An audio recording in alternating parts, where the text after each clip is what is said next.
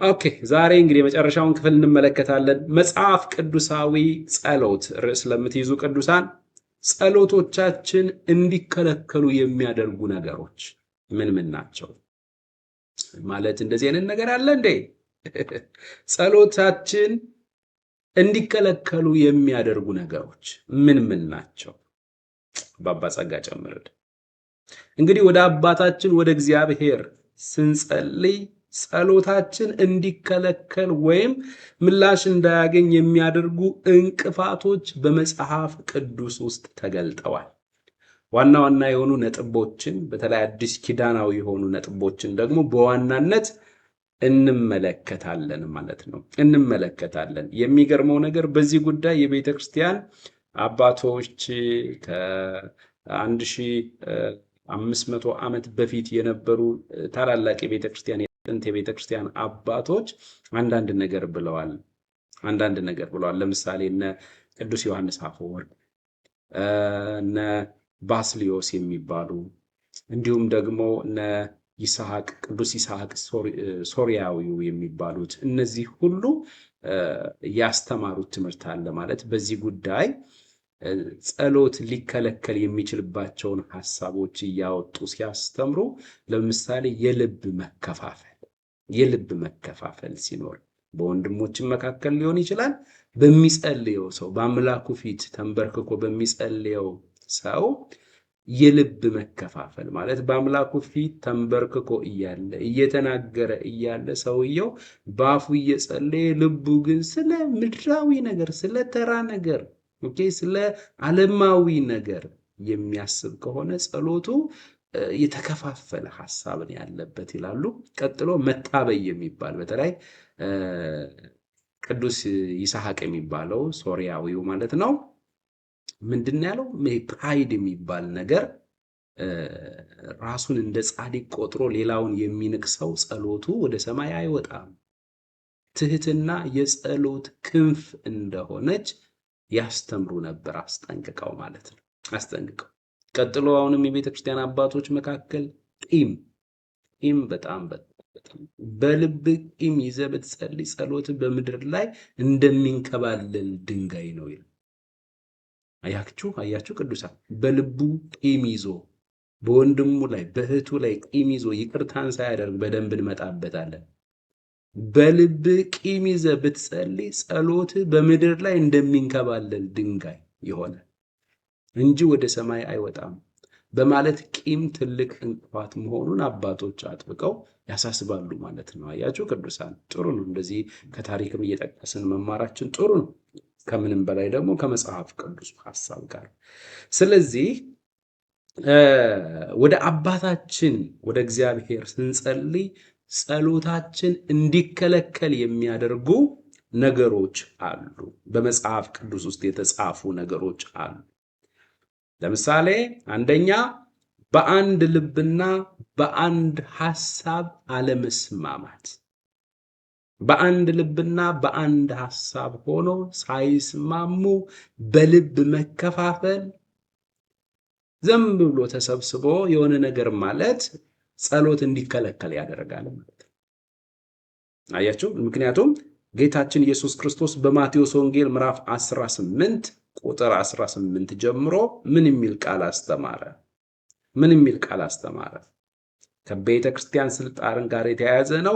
እውነት እውነት እላችኋለሁ በምድር የምታስሩት ሁሉ በሰማይ የታሰረ ይሆናል፣ በምድር የምትፈቱት ሁሉ በሰማይ የተፈታ ይሆናል ካለ በኋላ ደግሞም እላችኋለሁ ከናንተ ሁለቱ በምድር በማናቸውም በሚለምኑት ነገር ቢስማሙ በሰማይ ከአባቴ ዘንድ ይደረግላቸዋል። ተመልከቱ ቅዱሳን፣ ደግሞም እላችኋለሁ ከናንተ ሁለቱ በምድር በማናቸውም ጉዳይ ማለት ነው፣ በማናቸውም በሚለምኑት ነገር ሁሉ ቢስማሙ የምትል ቃል አለች። ቢስማሙ በሰማያት ካለው ከአባቴ ዘንድ ይደረግላቸዋል። ሁለት ወይም ሶስት በስሜ በሚሰበሰቡበት በዚያ በመካከላቸው እሆናለሁና ብሎ ጌታ ኢየሱስ አስተምሮናል። ስለዚህ መስማማት በሌለበት፣ የልብ መከፋፈል ባለበት፣ አለመግባባት ባለበት፣ መናናቅ ባለበት ፈጽሞ ጸሎት ይከለከላል ማለት ነው። ስለዚህ ወደ እግዚአብሔር ፊት በምንቀርብበት ጊዜ ሁላችንም ከዚህ በፊት የህብረት ጸሎት ብለን እንዳጠና ነው በአንድ ልብና በአንድ ሐሳብ ተስማምተን በጌታ በኢየሱስ ክርስቶስ የስም ስልጣን ስር መሆን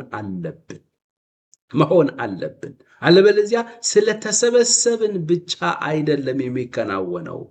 ጌታችን ኢየሱስ ክርስቶስ አንደኛ በስሙ እንድንሰበሰብ ትምህርት ሰጥቶናል፣ ወይም ወደ ስሙ እንድንሰበሰብ።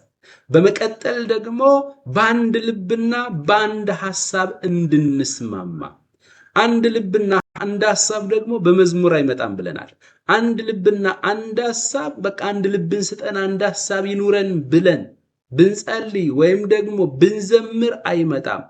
እና አንድ ልብና አንድ ሐሳብ የሚኖረን እንዴት ነው በሚባልበት ጊዜ አንድ አይነት የክርስትና መሰረታዊ አስተምህሮ ላይ ስንሆን፣ አንድ አይነት አስተምህሮ፣ አንድ አይነት ዶክትሪን፣ አንድ አይነት መጽሐፍ ቅዱሳዊ መረዳት ሲኖረን አንድ ልብና አንድ ሐሳብ ይኖረናል።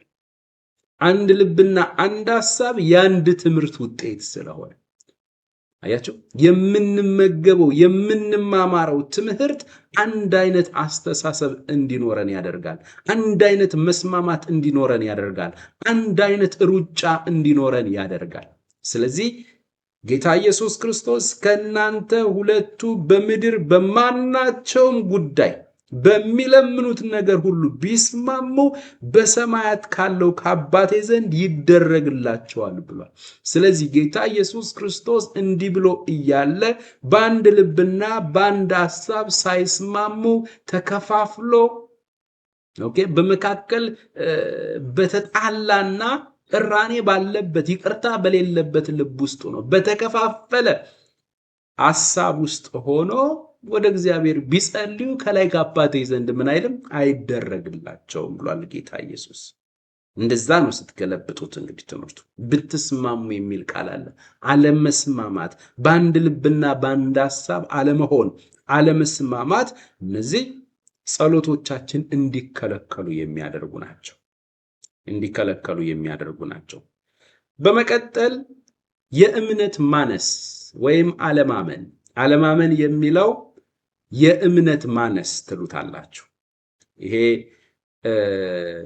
ኢየሱስን አምኖ አለመዳን ምናምን ከደህንነት ሳልቬሽን ጋር የሚገናኝ አይደለም። የምንጸልየው ጸሎት ምላሽ እንደሚያገኝ መጠራጠር፣ ምላሽ እንደሚያገኝ ተጠራጥሮ በሁለት ሐሳብ ውስጥ ሆኖ መጸለይ፣ በሁለት ሐሳብ ውስጥ ሆኖ ግራ ሊሆን ይችላል ላይሆን ይችላል ሊሆን ይችላል እያሉ እምነት በሌለበት በእምነት ሳይሆን ነገር ግን እንዲሁ ዝም ብሎ ሊሆንም ላይሆንም ይችላል በሚል ሁለት ሐሳብ ውስጥ ሆኖ መጸለይ ጸሎት እንዲከለከል ያደርጋል። ስለዚህ አለማመን ወይም የእምነት ማነስ ጸሎት እንዲከለከል ያደርጋል። ያዕቆብ ምዕራፍ 1 ከቁጥር 6 ጀምሮ እስከ 7 ምን ይላል? አባት ሆይ በኢየሱስ ስም ጸጋ ጨምርልን። ያዕቆብ ምዕራፍ 1 ከቁጥር 6 እስኪ ከቁጥር 5 ነው እንግዲህ ሐሳቡ የሚጀምረው። እስኪ እዛ እንነሳ። ከእናንተ ግን ማንም ጥበብ ቢጎድለው ሳይነቅፍ በልግስና ለሁሉ የሚሰጠውን እግዚአብሔርን ይለምን፣ ለእርሱም ይሰጠዋል። ስለ ጥበብ ነው እያስተማረን ያለው ያዕቆብ። ግን ያው ጥያቄው ጥበብ ብቻ ሳይሆን ሌላ ነገር አድርገን እኛ እናሰፋዋለን። ከእናንተ ግን ማንም ጥበብ ቢጎድለው ሳይነቅፍ በልግስና ለሁሉ የሚሰጠውን እግዚአብሔርን ይለምን ለእርሱም ይሰጠዋል ካለ በኋላ ነገር ግን በምንም ሳይጠራጠር በእምነት ይለምን ወይም ይጠይቅ። ሳይጠራጠር በምንም ሳይጠራጠር በእምነት ይለምን ወይም ይጠይቅ። የሚጠራጠር ሰው ተመልከቱ፣ የሚጠራጠር ሰው በነፋስ የተገፋና የተነቃነቀ የባህር ማዕበል ይመስላልና ሁለት ሐሳብ ላለው በመንገዱም ሁሉ ለሚወላውል ለዚያ ሰው ከጌታ ዘንድ አንዳች እንዲያገኝ አይምሰለው። አያችሁ፣ መጠራጠር ያለ እምነት የሆነ ጸሎት፣ ያለ እምነት ያነሰበት ጥርጣሬ ውስጥ የገባ እንደዚህ አይነት ጸሎት ፈጽሞ ከጌታ ዘንድ አንዳች አገኛለሁ ብሎ አያስብ ብሏል። በቃ ያዕቆብ ሁለት ሐሳብ ላለው በመንገዱም ሁሉ ለሚወላውል ለዚያ ሰው ከጌታ ዘንድ አንዳች እንዲያገኝ አይምሰለው። ሳይጠራጠር በእምነት ሊጠይቅ ይገባዋል። ከተጠራጠረ ግን ውጤት አይኖረውም። ጸሎቱ ይከለከላል። የእምነት ማነስ ጸሎቱ እንዳይመለስ ያደርገዋል። ሕያው ቃል ይህንን ምን ይለዋል? ቅዱሳን ሕያው ቃል ምን ይለዋል? በደንብ አብራርቶ እንትን ስለሚለው ማለት ነው። ዋው የሚገርም ነው። አባባ እናመሰግንሃለን። ከመካከላችሁ ጥበብ የጎደለው ሰው ቢኖር እግዚአብሔርን በጸሎት ይለምን። እግዚአብሔር ለሚለምኑት ሁሉ ቅር ሳይሰኝ በደስታ የሚሰጥ ቸር አምላክ ስለሆነ ለእርሱም የለመነውን ጥበብ ይሰጠዋል። ሆኖም አንድ ነገር እንዲደረግላችሁ በምትለምኑበት ጊዜ እግዚአብሔር የለመኑትን የማይነሳ የነገሩትን የማይረሳ መሆኑን አውቃችሁ ሳትጠራጠሩ በእምነት ስጠን በሉት። ምክንያቱም የሚጠራጠር ሰው በነፋስ እንደሚገፋና እንደሚናወጥ የባህር ሞገድ ነውና። እንዲህ አይነቱ ልብ በሁለት ሐሳብ የሚዋልልና አቋም የለሽ ሰው ነው።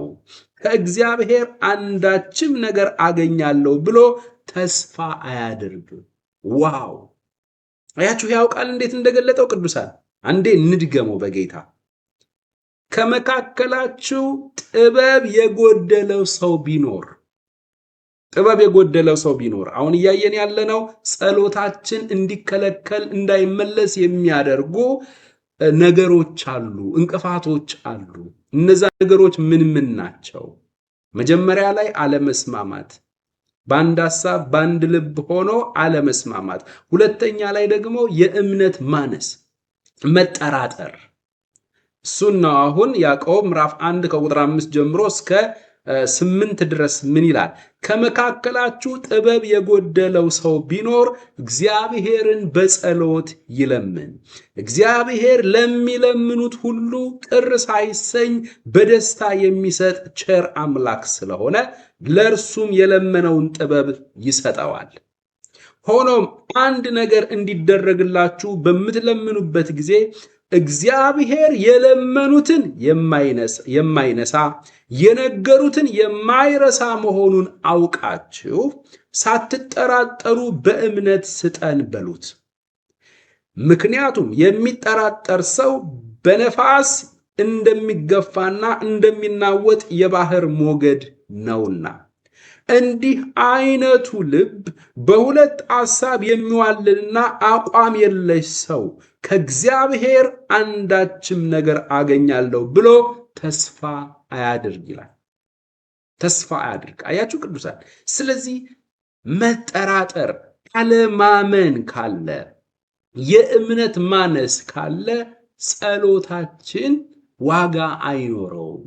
የጸሎት መልሳችን ከንቱ ይሆናል። ከጌታ ዘንድ አንዳች አገኛለሁ ብሎ ተስፋ ያድርግ። መጠራጠር፣ የእምነት ማነስ፣ አለማመን በራሱ ምን ይላል ማለት ነው? ጸሎታችን መልሱ እንዳይመጣ ወይም ደግሞ ጸሎታችን እንዲከለከል ያደርጋል። በየትኛውም ጉዳይ መጠየቅ ትችላላችሁ። በየትኛውም ጉዳይ ይህንን የጸሎት ክፍል መተንተን ትችላላችሁ። ከዚህ የተነሳ ለመጸለይ በምንቀርብበት ጊዜ እግዚአብሔር የለመኑትን ወይም የጠየቁትን የማይረሳ በጸሎት የጠየቁትን ምን የማይል አምላክ ነው? የሚሰማና የማይረሳ አምላክ ነው። ሰምቶ የሚመልስ አምላክ ነው። ሰምቶ የሚመልስ አምላክ አለኝ። በቃ ብዙ ጊዜ ምንም በቃ አልኩት እግዚአብሔር ራሱ እኔን የሚሰማኝ አይመስለኝም። ሀብትሽ ይላሉ ብዙ ቅዱስ ምንም በቃ እስኪ አንተ ጸልይ። ኧረ ወንድሜ አንተ ራስህ ብትጸልይ ልጅ አይደለህ እንዴ? በጎቼ ሁሉ ድምፄን ይሰማሉ እንጂ ስፔሻል በጎቼ ድምፄን ሰምተው ያሰማቸዋል አላለም። ስፔሻል በግ የሚባል የለም። ስፔሻል ከተባለም ሁላችንም ለኢየሱስ ስፔሻሎች። በኢየሱስ በኩል ወደ አባት ስትጸልይ የአባት ጆሮ አንተን ለመስማት ዝግጁ ነው። እነዚህ ጨፍነው የሚናገሩ ሰዎች ነው የሚሸውዷችሁ። እኔ አለሁልህ ችግር የለም 5000 ብር ክፈል አሁን እያል እንደዚህ አይነት ነገር አላያችሁም? ቲክቶክ ላይ በጣም እየተበሳጨው ነበር። ሚስቴ የተበሳጭታ ተናዳ እስኪ ይህንን ነገር ስማ እኔ በጣም ነው የተበሳጨሁት አለች። ስታሰማኝ በቃ ሙዴ ሁሉ ጠፋ ማለት ነው። አሎ ሰላም ነው እንደና አሁን ጾም ጸሎት ላይ ነው ያለሁት። ምን ፈልገህ ነው? አይ እንድትጸልይልኝ።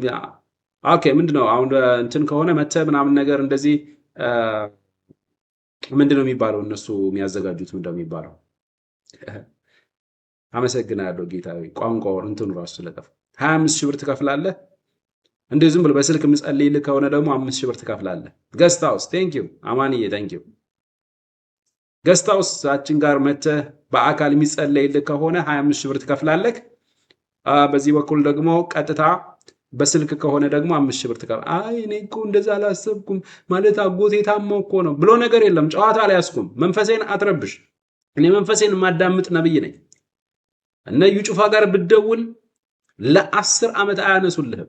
ስላነሳውልህ ነው። 5000 ብር የምታስገባ ከሆነ አስገባው ልጸልይልህ። ዘና ብሎ ነው የሚያወራው። ዘና ብሎ እውነት እላችኋለሁ ክርስትና የማያውቃቸው ድንገተኛ የገቡ ክስተቶች ናቸው እነዚህ ሰዎች። በክርስትና ውስጥ እንደዚህ አይነት ሰዎች የሉ። ከነዚህ ጋር ሀብትሽ ሃይማኖት አንድ አይነት ነው ብትሉኝ ሃይማኖታችን አንድ አይነት አይደለም። የመጽሐፍ ቅዱስን ሃይማኖት አያውቁትም። የነ ጳውሎስን ሃይማኖት አያውቁትም። ከነዚህ አይነት ሰዎች ጋር አሁንም ደግሜ እነግራችኋለሁ፣ ወደፊትም እነግራችኋለሁ፣ ሃይማኖታችን አንድ አይነት አይደለም። ብርህን አምጣ ላባዛልህ፣ አካውንትህን አምጣ ላባዛልህ የሚሉ ሰዎች ሃይማኖታችን አንድ አይነት አይደለም። በክርስትና ስም ክርስትናን ለማሰደብ ሰይጣን የሚጠቀምባቸው ገንዘቦቹ ናቸው። ፈጽሞ ቅዱሳን እንዳትሸወዱ። ስለዚህ እግዚአብሔር ሁላችንንም ለመስማት ምንድነው ዝግጁ ነው። እግዚአብሔር ሁላችን ምን እንደሚል ታውቃላችሁ? እግዚአብሔር የለመኑትን የማይነሳ የነገሩትን የማይረሳ አምላክ ነው።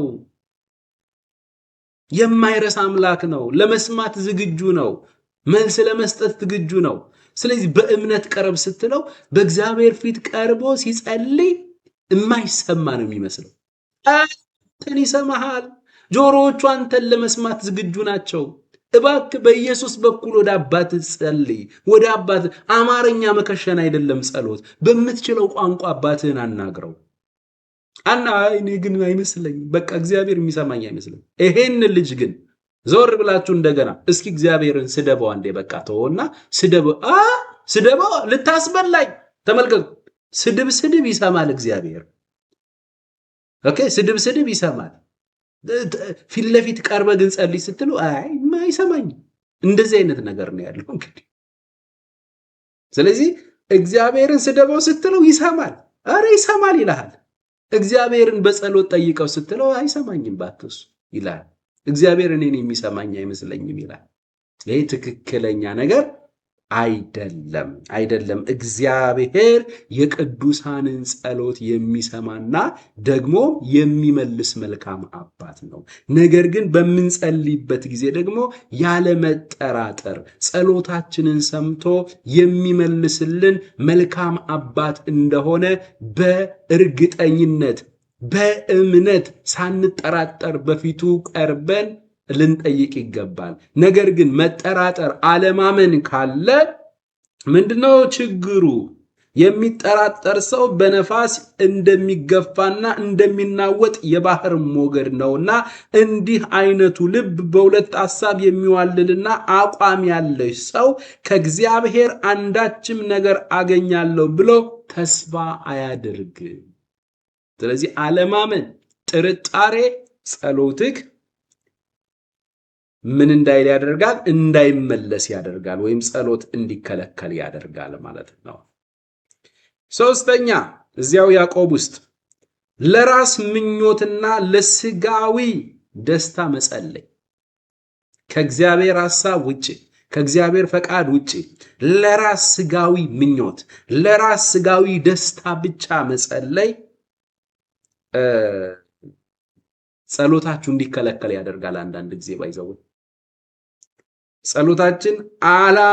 የጸሎታችን ዓላማው ከአምላካችን ፈቃድ ውጭ ለግል ጥቅምና ለስጋዊ ተድላ ብቻ ሲሆን ያን ጊዜ ምላሽ ላይ ያገኝ ይችላል። እስኪ እዛው ያዕቆብ ምዕራፍ 4 ቁጥር 3 ያዕቆብ ምዕራፍ 4 ቁጥር 3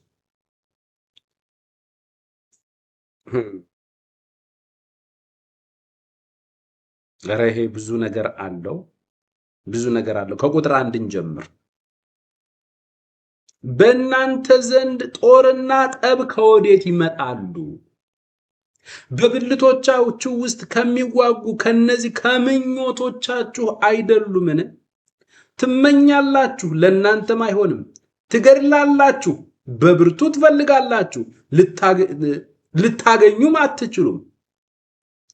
ትጣላላችሁ፣ ትዋጉማላችሁ፣ ነገር ግን አትለምኑምና ለእናንተ አይሆንም። ትለምናላችሁ፣ በምኞቶቻችሁ ትከፍሉ ዘንድ በክፉ ትለምናላችሁና አትቀበሉም። ያው ቃል ምን ይለዋል? ይሄንን ዋው! ከባድ ነገር ነው እያወራ ያለው። ከባድ ቃል ነው እየተናገረ ያለው። ምዕራፍ 4 ከቁጥር 1 እንጀምረው እስኪ። ለመሆኑ እርስ በርስ የሚያናጫችሁ እንዲህ ያለው ፍጅትና ጠብ ከየት የመጣ ይመስላችኋል? በውስጣችሁ ካለው የክፉ ምኞት ውጊያ የመነጨ አይደለምን? አንድ ነገር ለማግኘት ትጓጓላችሁ። ያንን የጓጓችሁለትን ነገር ለማግኘት ነፍስ እስከ ማጥፋት ትደርሳላችሁ። የእናንተ ያልሆነውን ትመኛላችሁ። የተመኛችሁትንም ለማግኘት ጠብ ትፈጥራላችሁ፣ ትጋደላላችሁ። ይህን ሁሉ አድርጋችሁ የምትመኙትን አታገኙም። የምትፈልጉትን ነገር የማታገኙትም እግዚአብሔርን በጸሎት ስላልጠየቃችሁ ነው። በጸሎት ጠይቃችሁ እንኳ የምትፈልጉትን ነገር የማታገኙበት ጊዜ አለ። ይህም የሚሆነው በርኩስ ዓላማ ላይ ተመስርታችሁ ስጋዊ ደስታ የሚሰጣችሁን ነገር ለማግኘት ስለጸለያችሁ ነው። አያችሁ ቅዱሳን፣ እንደዚህ ነው አሁን ላይ በተለይ በዚህ ዘመን ሰው ሰልፍሽ የሆነበት ዘመን ስለሆነ ሰውን ወንድሙን ጠልፎ እህቷን ጠልፋ ፊት ለፊት ላይ ያለውን ቦታ ለመያዝ በዛም ሆነ በዚህ ጥቅም የሚገኝበት ቦታ ስሙ የሚጠራበት ቦታ ላይ ለመድረስ ከሆነ ወንድሙንም ጠልፎ እህቷንም ጠልፋ ቦታውን ለመያዝ የማይደረግ ትግል የለም። ያ ሁሉ ምንድነው አለ? አመጽ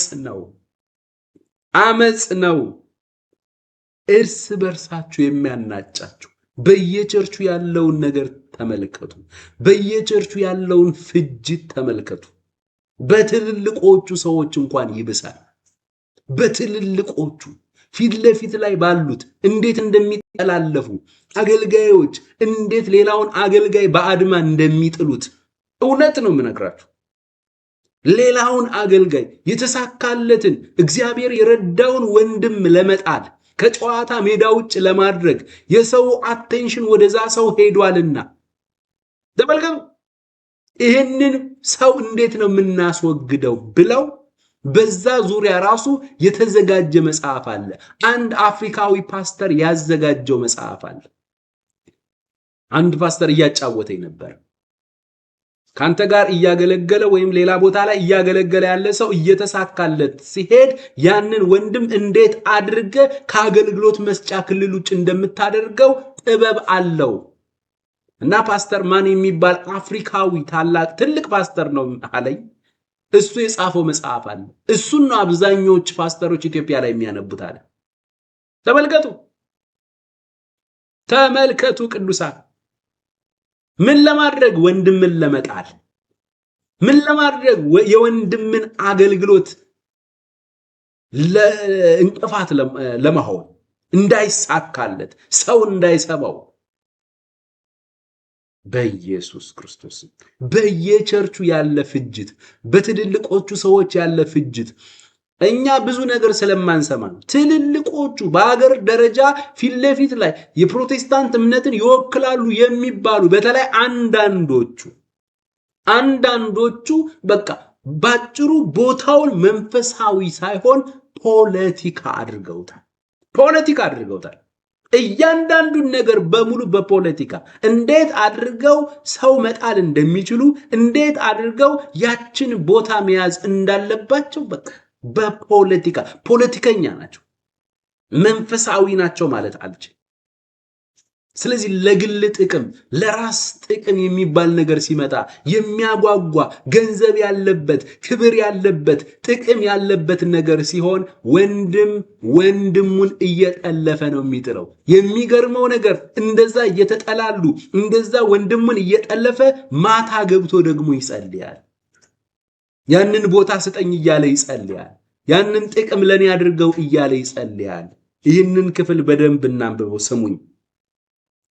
ሕያው ቃል ምዕራፍ 4 ያዕቆብ ከቁጥር 1 ጀምሮ ለመሆኑ እርስ በርስ የሚያናጫችሁ እንዲህ ያለው ፍጅትና ጠብ ከየት የመጣ ይመስላችኋል? ክርስቲያኖች መልሱልኝ፣ ፕሮቴስታንቶች መልሱልኝ። በየቸርቹ ያለ ፍጅት ከየት የመጣ ነው? ያዕቆብ ነው እንደዛ የሚለው። ለመሆኑ እርስ በርስ የሚያናጫችሁ እንዲህ ያለው ፍጅትና ጠብ የመጣ ይመስላችኋል? በውስጣችሁ ካለው የክፉ ምኞት ውጊያ የሚመነጭ አይደለምን? ከመንፈስ ቅዱስ አይደለም። አንድ ነገር ለማግኘት ትጓጓላችሁ። ስልጣን ሊሆን ይችላል፣ ጥቅም ሊሆን ይችላል። በተለይ ነጮች ኢንቨስት የሚያደርጉበት ገንዘብ ኢንቨስት የሚያደርጉበት በቸርች ስር ያለ የሆነ ኤንጂኦ የሆነ ኮምፓሽን የሆነ ድርጅት ያለበት ቦታ ከሆነ ኢትዮጵያውያን ይገዳደላሉ። አበሻ ይጠላለፍልሃል፣ ጴንጤው ይጠላለፍልሃል። የሆነ በተለይ ፈረንጆቹ የሚያዳምጡት አይነት ሰው ከሆነ እንዴት አድርገው ጠልፈው ጥለው ከአገልግሎታቸው እንደሚያስወጡት ያውቃል። እንዴት አድርገው። ታዲያ በዚህ መካከል ኢየሱስ አለ፣ በዚህ መካከል መንፈስ ቅዱስ ነው እንደዚህ የሚያደርጋቸው ልትለይ ነው? ፈጽሞ አይደለም። ስለዚህ በውስጣችሁ ካለው የክፉ ምኞት ውጊያ የሚመነጭ አይደለምን? አንድ ነገር ለማግኘት ትጓጓላችሁ። ያንን የጓጓችሁለትን ነገር ለማግኘት ነፍስ እስከ ማጥፋት ትደርሳላችሁ። አሁን ላይ ያሉትን በተለይ አንዳንድ ሰዎች ይህንን ነገር ሁሉ ለማድረግ ዝግጁ ናቸው። ችግር የለባቸው። አንተን ከመንገዳቸው ዘወር ለማድረግ ችግር የለባቸውም። አሁን ላይ የሚሰሙ ብዙ አስደንጋጭ ነገሮች አሉ።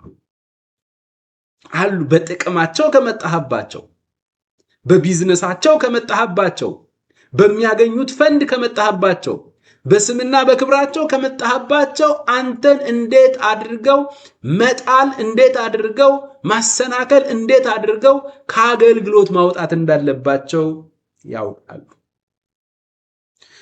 የእናንተ ያልሆነውን ትመኛላችሁ፣ የተመኛችሁትንም ለማግኘት ጠብ ትፈጥራላችሁ። ስንቱ ተጣልቶ መሰለህ ያለው መድረክ ላይ ያለውን እኮ ቲያትር ስለሚሸውደን እንጂ ስንቱ መሰለህ የሚጣለው፣ ስንቱ መሰለህ፣ ስንቱ እኔ ማቃቸው በተለይ ብዙ አሉ።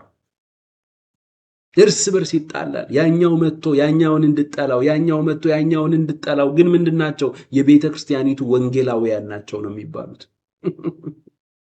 የራሳቸውን ደቀ መዛሙርት ነው የሚያፈሩት። የኢየሱስ ደቀ መዛሙርት፣ ቅዱሳንን የኢየሱስ ደቀ መዛሙርት አድርጎ ማፍራት የሚባል ነገር ተረስቷል። ሰው ሁሉ የራሱን ደቀ መዝሙር ነው እየፈጠረ ያለው።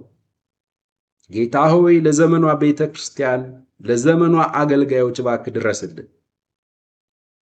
የተመኛችሁትን ለማግኘት ጠብ ትፈጥራላችሁ፣ ትጋደላላችሁ። ይህንን ሁሉ አድርጋችሁ የምትመኙትን አታገኙም። የምትፈልጉትን ነገር የማታገኙት እግዚአብሔርን በጸሎት ስላልጠየቃችሁ ነው። ቀጥሎስ በጸሎት ጠይቃችሁ እንኳ የምትፈልጉትን ነገር የማታገኙበት ጊዜ አለ። ይህም የሚሆነው በርኩስ ዓላማ ላይ ተመስርታችሁ ስጋዊ ደስታ የሚሰጣችሁን ነገር ለማግኘት ስለጸለያችሁ ነው። ስለዚህ እንደዚህ አይነት በርኩስ ዓላማ ላይ የተመሰረተ ስጋዊ ደስታን፣ ወንድምን የሚጠላ እህትን የሚጠላ ሐሳብ ይዛችሁ እግዚአብሔር ፊት ስትቀርቡና ደግሞ ያንን ነገር አድርግልኝ ብላችሁ ስትጸልዩ እግዚአብሔር እንዴት ይሰማኛል ብላችሁ ታስባላችሁ? ምን አይነት ድፍረት ነው? ምን አይነት አመጽ ነው? የእናንተ አመጽ እግዚአብሔር ሊተባበረው አይችልም። በአመጻችሁ ላይ ተባብሮ እግዚአብሔር ከእናንተ ጋር አይስማማ። እግዚአብሔር ከቅኖች ጋር ቅን ነው፣ ከጠማሞች ጋር ደግሞ ጠማማ ነው የሚል ጥቅስ እንዳለ እንዳትረሳ። በመጣበት መንገድ ማስተናገድ ይችልበታል። ከቅኖች ጋር እግዚአብሔር ምንድነው? ቅን ነው። ከጠማሞች ጋር ደግሞ ምንድነው? ጠማማ ነው።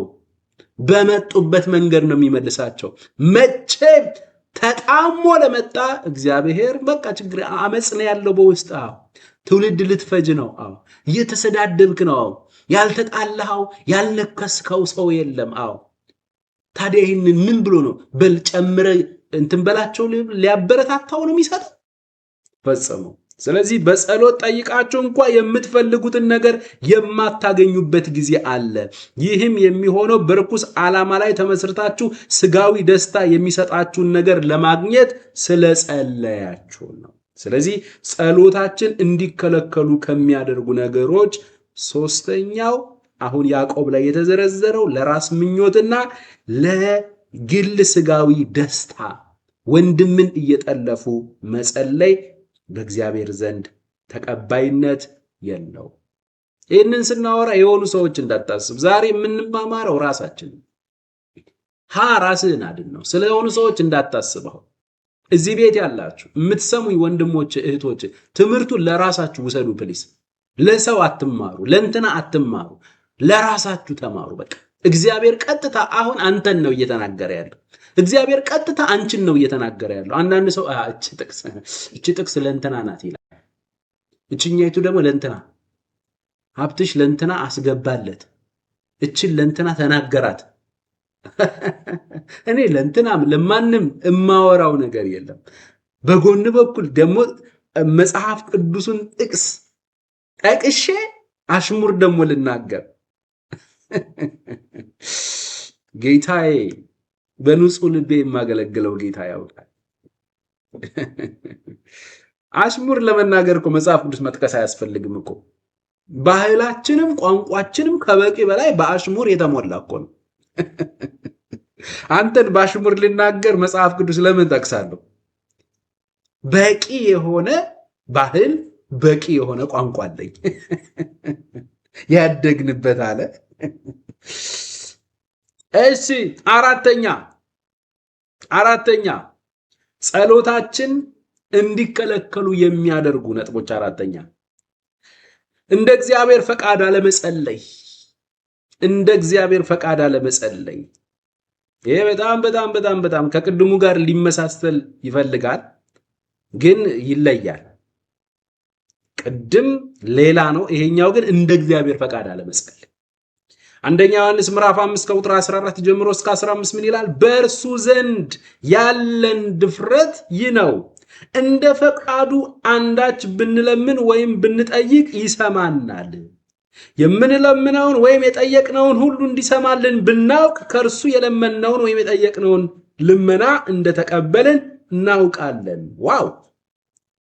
ምን አለ? እንደ ፈቃዱ አንዳች ብንጠይቅ ይሰማናል። ምን ማለት ነው? እንደ ፈቃዱ ያልሆነ ጸሎት ግን ምን አይልህም ነው? አይሰማህም ነው።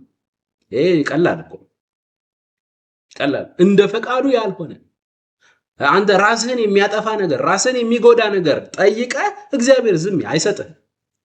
ለምን? በዛ ነገር ውስጥ ምን የለበትም? ፈቃድ የለበትም። አልፈ ብትሄድ አደጋ እንዳለ፣ አልፈሽ ብትሄጂ አንቺን የሚጎዳ የሚያሳዝን ነገር እንዳለ ዝም አይሰጥሽም። መልስ የለም። ስለዚህ እንደ እግዚአብሔር ፈቃድ የሆነ ጸሎት ነው ተሰሚነትም ያለው ምላሹም የሚፈጥነው በፈቃዱ ላይ የተመሰረተ ጸሎት ስንጸልይ። ያንን የእግዚአብሔርን ፈቃድ እንዴት እናገኝ? ተንበርክኬ ወፍራም ድምፅ ልጠብቅ ፈጽሞ። የእግዚአብሔር ፈቃድ በቅዱስ ቃሉ በኩል የተገለጠች ናት። በቅዱስ ቃሉ ላይ የተመሰረተችውን ፈቃዱን ላይ ተመስርተ ጸልይ። እንደ ፈቃዱ አንዳች ብንጠይቀው ይሰማናል። አለቀ በቃ አለቀ። ሕያው ቃል ምን ይለዋል? ይህንን ጥቅስ በጣም የሚገርም ቨርዥን ስለሆነ ነው ሕያው ቃል እምላችሁ። ዋው! አንደኛ ዮሐንስ ምዕራፍ 5 ቁጥር 14 ጀምሮ በእግዚአብሔር ላይ ያለን መተማመን ይህ ነው፣ ከእርሱ ፈቃድ ውጭ ያልሆነ ማናቸውንም ነገር ብንለምነው እርሱ ይሰማናል። የምንነግረውንም እንደሚሰማን ካወቅን የጠየቅነውን ሁሉ እንዳገኘን እናውቃለን። ዋው! ደስ ይላል። እንደ ፈቃዱ ጸልዩ። በእያንዳንዱ የጸሎት በእያንዳንዱ የህይወት ምልልሳችን እግዚአብሔር ያገባዋል። በእያንዳንዱ ነገር ይሄኛውን ነው የሚያገባው እግዚአብሔር፣ ይሄኛው ህይወቴ ውስጥ ይሄኛው ላይፌ የራሴ ነው አያገባውም እግዚአብሔር የሚባል ነገር የለም። በመንፈሳዊ ህይወታችንም በስጋዊ ህይወታችንም በእያንዳንዱ እንቅስቃሴያችን እግዚአብሔር ያገባዋል። የእርሱን ፈቃድ መጠየቅ እንደ ክርስቲያን ትክክለኝነት መንፈሳዊነት ነው። ምክንያቱም እስኪ ብዙ ጊዜ አስተውሉ፣ የተጎዳንባቸውን ነገሮች የተጎዳችሁባቸውን ነገሮች አስተውሉ። ልባችሁ ያዘነበትን ነገር እስኪ አስታውሱ። ልባችሁ የተሰበረበትን ጊዜያችሁ የሆነ የባከነበትን ጊዜ እስኪ ዝም ብላችሁ አስቡት። የእግዚአብሔር ፈቃድ የሌለበት ቦታ ላይ ነው የነበራችሁት። የእግዚአብሔር በቢዝነስሽም ይሁን በሆነ ነገርም ይሁን እግዚአብሔርን ሳታማክር ከገባህበት፣ ፈቃዱን ሳትጠይቅ ከገባህበት፣ ፈቃዱ ካልሆነ ለጊዜው ይመስልሃል እንጂ ነገ ለቅሶ ይዞ ይመጣል። ነገ ወንጀል ውስጥ ልትገባም ትችላለህ። በጮኝነት አቅጣጫ ካልሆኑ ሰዎች ጋር ጀምራችሁ በብዙ ልባችሁ ተሰበረ። አዎ፣ ለምን? የእግዚአብሔር ፈቃድ የሌለበት ፈቃዱን ሳትጠይቁ የገባችሁበት ነው። ፈቃዱን ሳትጠይቁ ነው የገባችሁበት። ጴንጤ ሆኖ እኮ ነው ሰውየው እኮ በእምነት እኮ እናንተን ሊመስል ይችላል እኮ። ነገር ግን ለእያንዳንዷ ነገር ከጌታ ዘንድ መጠየቅ ያስፈልጋል። ፈቃዱን መጠየቅ። እግዚአብሔር ሆይ ከእህት እንትና ጋር ከወንድም እንትና ጋር በጮኝነት ከዚያም ደግሞ በትዳር ልንቀጥል ፈልገናል። ፈቃድህ ነው ወይ? በቃ ፈቃድህ ነው ወይ? አዎ ፈቃዴ ነው። የስ ትቀጥላላችሁ። ለምን? ፈቃዱ ሲመጣ ደግሞ ለናንተ መንፈስ ቅዱስ የሚመሰክረው ምስክርነት አለ። የእግዚአብሔር ፈቃድ ደስ የሚያሰኝ ልብን በሰላም የሚሞላ ስለዛ ሰው ስታስቡ ደስታ ብቻ ነው የሚሰማችሁ ከስሜታችሁ ወጣችሁ። በዛች ሰሞን ካለችው የእጮኝነት ወይም ደግሞ ሪሌሽንሺፕ ገና የመጀመሪያዋ ሰሞን ላይ የምትሰማ ስሜት አለች። ያቺ ስሜት በጣም ሸዋጅ ናት። ባጭሩ ክርስቲያን ስለሆናችሁ ሳይሆን ተቃራኒ ጾታ ስለሆናችሁ ብቻ የምትከሰት ናት። እሷ በጣም ሸዋጅ ስሜት ናት። እሷ ስሜት ናት ብዙዎችን ከእግዚአብሔር ፈቃድ ውጭ እንዲሄዱና እንዲጎዱ ያደረገቻቸው። ያቺ ስሜት ጊዜያዊ ናት። ያቺ ስሜት አትቀጥልም። ያቺ ስሜት በትዳር ውስጥ አትቀጥልም። የሆነች የመጀመሪያ ሰሞን ናት። የመጀመሪያ ሰሞን ከውቅያኖሱ እቺ ዳር ላይ ያለችው መታ ምትረጭህ ውሃዋ ናት። መታ ምትረጭህ ትንሿ ማዕበል ናት። እሷ ወደ ውቅያኖሱ ስትገባ ነው ያን ጊዜ ከስሜትህ ወጥተህ ወደ ትክክለኛ ነገር ውስጥ የምትገባ። ከዚህ የተነሳ በተለይ ወደ ትዳር ልትገቡ የምታስቡ ወንድሞቼ፣ አንዳንድ ሰው ጋራ ቢዝነስ ልትጀምሩ ያሰባችሁ ወንድሞቼ እህቶቼ፣ ፕሊስ ወደ ሆነ አክሽን ውስጥ ከመግባታችሁ በፊት እግዚአብሔር አባታችሁን ጠይቁ። እግዚአብሔር አባታችሁን ጠይቁ። አባት ሆይ ፈቃድህ ነው ወይ? መጽሐፍ ቅዱስ እኮ ምን እንደሚል ታውቃላችሁ? ያዕቆብ ላይ ተውት ሌላውን ነገር፣ የሆነ ሀገር ደርሳችሁ ለመምጣት የሆነ ሀገር ሄዳችሁ ነግዳችሁ ለመምጣት የእግዚአብሔርን ፈቃድ ጠይቁ እንጂ ዝም ብሎ በቃ ነገ እንትን ሄዳለሁ። እንዴት በዚህ እንፋሎት የሆነ ላይፍ ላይ ሆነ እኮ ነው የሚለው ያዕቆብ። ጌታ ቢፈቅድ እንዲህ አደርጋለሁ፣ ጌታ ቢረዳኝ እንዲህ አደርጋለሁ፣ ጌታ ቢፈቅድ እንደዚህ አደርጋለሁ። ምን ማለት ነው? የእርሱ ፈቃድ ካለበት ይከናወንልኛል። የእርሱ ፈቃድ ያለበትን ነገር ሳደርግ አንደኛ እሱን ማክበር ነው። ሁለተኛ ውጤቱ ለኔ ነው። የእግዚአብሔር ልብ አይደለም የሚሰበረው፣ የኔ ልብ ነው የሚሰበረው። እርሱ አይደለም የሚያለቅሰው፣ እኔ ነኝ የማለቅሰው። የእርሱ ጊዜ አይበላም፣ የኔ ጊዜ ነው የሚበላው። ስለዚህ አባቴ ስለሚጠነቀቅልኝ ጊዜ እንዳይበላ፣ ካልሆነ ሰው ጋር ተጣብቄ ጊዜ እንዳይበላ፣ ካልሆነ ሰው ጋር ሆነሽ ጊዜሽ እንዳይበላ መጀመሪያ በጮኝነት ታይሙ ፈቃዴን ጠይቁኝ። የሆነ ሰው ጋር ተጣብቃችሁ ቢዝነስ ጀምራችሁ የሆነ ሰዓት ላይ እናንተን ከአገልግሎት መስጫ ክልል ውጭ ሊያደርጋችሁ ይችላል። በዜሮ ሊያሰናብታችሁ ይችላል። ለቢዝነሱ መሰረት ሆናችሁለት። በዚህ አቅጣጫ ወንድሜ አንዱ በጣም አዝኖ ያጫወተኝ ነገር አለ። ወይ ጓደኛዬ ወንድሜ ብሎ አምጥቶ ቢዝነስ ያስጀመረው ሰው ያመነውና ሁሉን ነገር አሳልፎ ሰጠው። መጨረሻ ላይ ግን አላወቀም ነበር ሲጫወትበት እንደነበር። እጁ ላይ የሚገባው አካውንቱ ላይ ያለው የቢዝነሳቸው አካውንት ላይ ያለው ገንዘብና ሰውየው በራሱ የሚያከማቸው ገንዘብ ባጭሩ ወንድማችን ላይ ጥቃት ፈጸመ። አንዳንድ ጊዜ ጥበብ ያስፈልጋል። ከማን ጋር ነው ቢዝነስ የምትጀምረው? ከማን ጋር ነው? ሚስት የምትለይ ነገር አለ ብዙ ጊዜ ከቤተሰብ ጋር ከቅርብ ሰው ጋር ቢዝነስ አይጀመርም። ያቀያይመሃል። ቤተሰብነትን ሁሉ ታጣዋለህ። ያንን ወዳጅህን በማይረባ ነገር ታጣዋለህ። እውነት ነው። ቢዝነስ ነው። ቤተሰብነት ነው።